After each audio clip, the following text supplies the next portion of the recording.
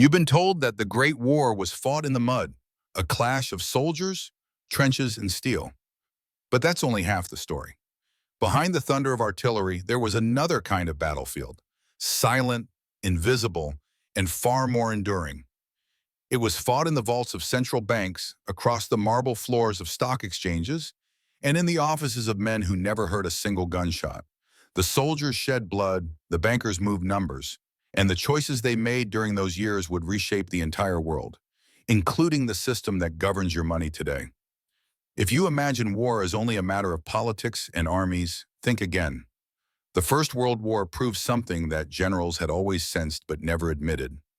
Money itself is a weapon, and one of the deadliest ever created. In the early 1910s, Europe was already trembling on the edge. Every empire feared its neighbor. Alliances tangled the continent into a web of suspicion. Every speech about honor and destiny hid a simple truth. Modern war could not be fought without unimaginable sums of money. And here lies the cruel paradox. When leaders chose war, they were also choosing debt. Every soldier marching to the front was shadowed by an invisible army of accountants. At the dawn of the conflict, most governments still believed it would be short, perhaps finished by Christmas.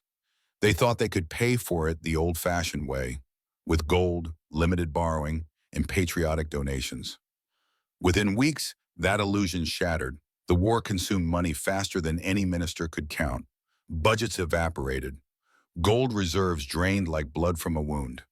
In the summer of 1914, Europe's financial order still revolved around the gold standard, the belief that every paper note was a promise, exchangeable for real metal.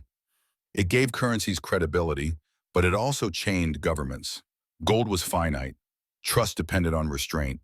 Britain, France, and Germany each had respectable reserves, yet the math was merciless.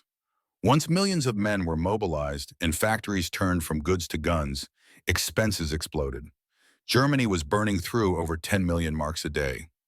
Britain soon reached £2.5 million daily. At that pace, the vaults would run dry within months. So one by one, the great powers broke their own rules. They suspended the gold standard, a quiet confession that their currencies were no longer backed by metal, only by faith. It was a moment of silent revolution. Money, once bound to something tangible, became a matter of belief. Printing presses replaced mines. Promises replaced gold. And once governments tasted that freedom, they never went back. That was when the real financial war began. Germany, cut off from international markets and blockaded by sea, turned inward. Its leaders appealed to patriotism, urging citizens to lend their savings to the fatherland.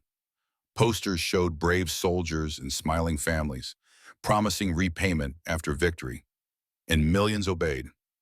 Over 100 billion marks were raised through these war loans. But when defeat came, the bonds became paper ghosts. Savings vanished overnight. An entire middle class found itself ruined, the perfect soil for anger, conspiracy, and extremism. Economic wounds, unlike physical ones, never truly heal. They fester across generations. Britain had a different kind of weapon, the City of London. It was still the financial center of the world, and sterling still inspired trust. At first, the British government borrowed modestly, issuing treasury bills and appealing to public duty.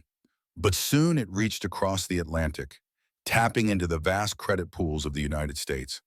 Across New York, bankers like J.P. Morgan saw what the politicians couldn't: profit. They became the financial lifeline of the Allies, arranging loans, managing purchases, and charging handsomely for every transaction. By the time America officially entered the war in 1917, Wall Street had already been funding it for years. This was not charity, it was power. While Europe bled, the United States grew rich, shifting from a debtor to creditor, from follower to master. That is how the so-called American century began. Not in the trenches, but in the ledgers. France followed a path somewhere between hope and desperation. Already weakened by the costs of fortifications and haunted by memories of earlier wars, it leaned heavily on both domestic and foreign loans. French citizens, famous for their thrift, poured their savings into government bonds, convinced they were helping to defend civilization itself. But much of the deeper funding again came from across the Atlantic. Like Britain, France grew dependent on American capital, a quiet chain that would later shape its politics and pride.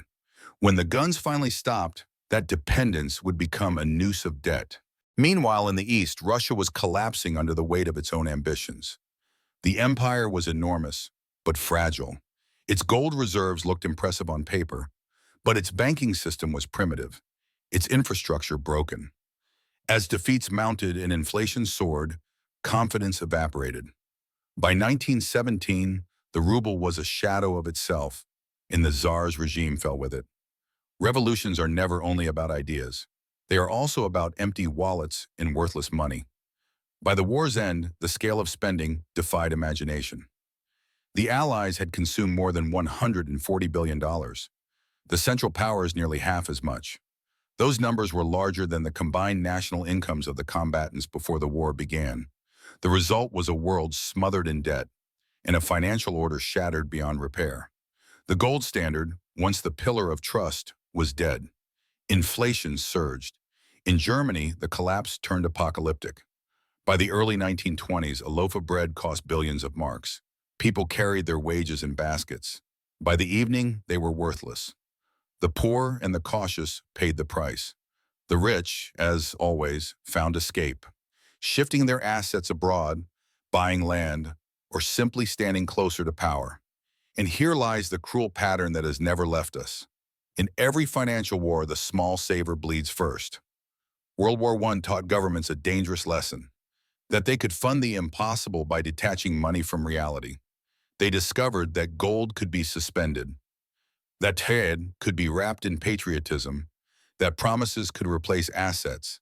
And once they learned that trick, they used it again and again. When officials today tell you that the system is sound, remember this. In 1914, they said the same thing, and millions believed them, right up until their money turned to dust. When the guns finally went quiet in the late 19-teens, the world looked less like a victor's parade and more like a ledger soaked in red ink. Nations that had once ruled oceans now owed more than they could ever repay. And the new empire that rose from the ruins did not carry a flag on a battlefield. It carried a balance sheet. The United States, once a debtor, now held the largest gold reserves and creditor position in human history.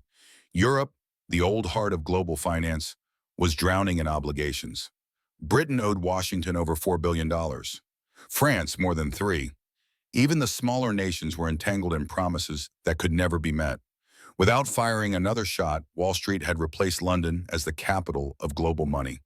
But this was not a peaceful victory, because when wars are funded by borrowing, the peace becomes its own war.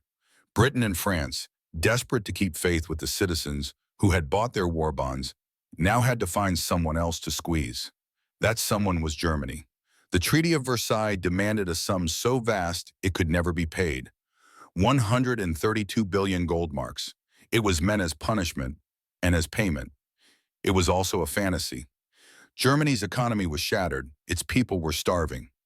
Each attempt to meet the terms, printing more money, shipping coal and goods abroad, only made things worse. By the early 1920s, inflation had turned catastrophic. Workers carried wheelbarrows of notes just to buy bread. Children played with banknotes because toys were cheaper. And through that chaos, anger began to ferment. Anger that would soon find its voice in the demagogues of the next decade. The seeds of the next war were already sprouting in the cracks of the last one. Meanwhile, Britain tried to reclaim its old prestige through a gesture of confidence. In 1925, the government restored the pound's link to gold at its pre-war value, as if nothing had happened. The decision, pushed by Winston Churchill and the financial elite, was meant to show strength. Instead, it strangled the economy. Factories closed. Exports collapsed. Unemployment soared. It was like forcing a broken limb back into alignment without healing the bone. Deflation spread, wages fell, and strikes swept the nation. The empire that once ruled half the globe was now tightening its own noose in the name of stability. Across the Atlantic, the United States faced a different problem. Abundance. It had the gold, the credit, and the confidence of the world. But prosperity brings temptation. American banks began lending heavily to Germany, not out of compassion, but calculation. The logic was circular. Lend to Germany so it can pay reparations to Britain and France, who can then pay back America. Money went around in elegant loops. The Dawes Plan of 1924 and the Young Plan of 1929 formalized the cycle. On paper, it looked stable. In truth, it was a carousel spinning faster and faster with no engine underneath. When the Great Depression hit, the mechanism seized. Loans dried up, currencies collapsed, and the carefully built tower of credit came crashing down. The financial order born from the war had lasted barely a decade. The lesson should have been obvious, but it never is. Each generation believes its system is permanent until the illusion breaks. The First World War was not just a clash of empires. It was the prototype for the modern financial crisis. It proved that governments could suspend gold, print endlessly, and convince citizens that debt was duty. It proved that propaganda could turn inflation into patriotism, and that the real victors of war were often the ones who never fought it. Money and power had fused completely, and once fused, they were almost impossible to separate. Look at the pattern that followed. In the 1930s, depression and desperation fed new dictatorships. In the 1940s, another war arrived, financed by the same tricks, perfected by new technology. When the guns stopped again, the world created new institutions. The International Monetary Fund, the World Bank, meant to stabilize what had once collapsed. But underneath, the logic remained the same. Debt as lifeblood, credit as control. The machinery of the Great War had simply been rebuilt with shinier parts. Decades later, the same ghost reappeared. The inflation storms of the 1970s, the emerging market crashes of the 1990s, the global collapse of 2008, each time the language changed. Stimulus, liquidity, quantitative easing, but the story did not. Governments promised that the crisis was temporary, that fundamentals were strong, that everything would return to normal. And each time, ordinary savers paid the price through shrinking wages, rising prices, or savings that lost their value quietly while they slept. Think back to 1914. That was the moment when money detached from metal, when faith replaced gold, when printing replaced mining. It was not an accident, it was a decision born of panic. And once made, it became a habit the world never broke. Today, when you hear that inflation is transitory, when debt ceilings rise again and again, when digital money is conjured from nothing but code, remember where it started. Remember the bankers in London and Berlin who discovered that reality could be suspended if people simply believed. Because the war of money never ended, it only changed uniforms. Governments will always find ways to fund the unfundable, whether through taxes, inflation, or invisible losses hidden in your cost of living. And they will always find a story to justify it. A century ago, the slogan was "Buy war bonds." Today, it's "Support the economy." Different words, same extraction. In every age, those without knowledge provide the sacrifice. The harsh truth is that money, once untethered from reality, becomes an instrument of manipulation. It rewards those who control its flow and punishes those who trust it. Real wealth is not a number on a screen or a promise from a politician. It is the ability to survive when illusions collapse, the skill to see the pattern before others do. That, and that alone, is financial freedom. History does not repeat itself precisely, but it never stops rhyming. The playbook written in the 19-teens, suspend reality, print, borrow, reassure, has been used in every crisis since. Only the actors change. The audience remains the same, and the cost is always paid in silence by those who believed. So the next time someone tells you that the system is stable, remember the trenches of finance that once stretched across Europe. Remember the day gold was abandoned for paper and paper for faith. The First World War may have ended more than a century ago, but its balance sheets are still alive in the way your world runs. The war of money never truly stops. It only waits for the next illusion to believe in.